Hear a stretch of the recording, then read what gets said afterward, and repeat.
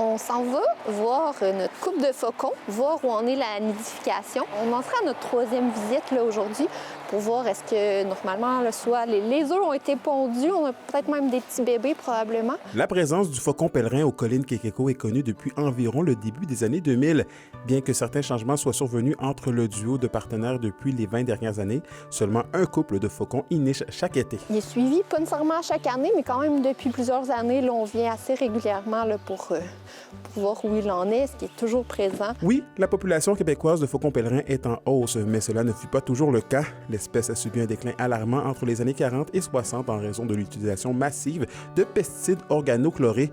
Les biologistes se réjouissent donc des résultats obtenus grâce à l'interdiction dans les années 70 de ces substances et des mesures de protection appliquées depuis environ une dizaine d'années. Toutefois, cette augmentation n'est pas aussi marquée en Abitibi-Témiscamingue. C'est plus les habitats de nidification qui sont limitants. Donc, on ne pourrait pas accueillir des centaines de couples parce que des belles falaises comme on a ici, il n'y en a pas partout. Donc, c'est sûr que ça reste limitant pour voir, disons, une hausse substantielle. Donc, falaises abruptes, structure rocheuse pour faciliter la construction de nids, visuel dégagé pour repérer les prédateurs, un agencement idéal pour les faucons, mais aussi un terrain de jeu privilégié par les amateurs d'escalade et de randonnée pédestre, d'où les efforts de protection mis pour assurer une bonne cohabitation. Bien, c'est ça, dans le fond, il y a vraiment une mesure de protection qui existe en milieu forestier, donc tout ce qui est déboisement.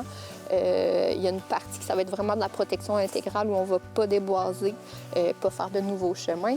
Puis une autre zone un petit peu plus large que là, on va restreindre les activités, mais surtout pendant la période de nidification. Sinon, comme autre mesure, bien, comme on a ici aux collines Kekeko, on va restreindre l'accès à certains sentiers. C'est un site utilisé pour l'escalade, mais on a une super belle collaboration avec le club d'escalade, le Rappel du Nord. Eux aussi vont restreindre l'accès à certaines parois. Déranger un couple de faucons pèlerins peut avoir des impacts non négligeables. Ça peut faire en sorte qu'il va se déplacer.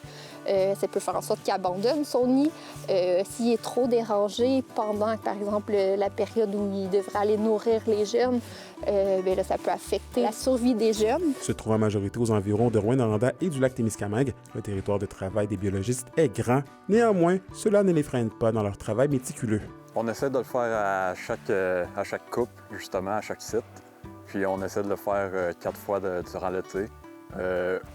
La deuxième sortie est facultative si à la première visite, on a trouvé le nid ou le couple est présent. Puis à la troisième sortie, on essaie de trouver les jeunes pour déterminer l'âge où est-ce qu'ils sont. Pour qu'à la quatrième visite, on arrive où est-ce que le dernier jeune soit à 28 jours pour confirmer l'envol des jeunes, puis ça confirmer la productivité. Anthony Dallaire pour RNC Nouvelles.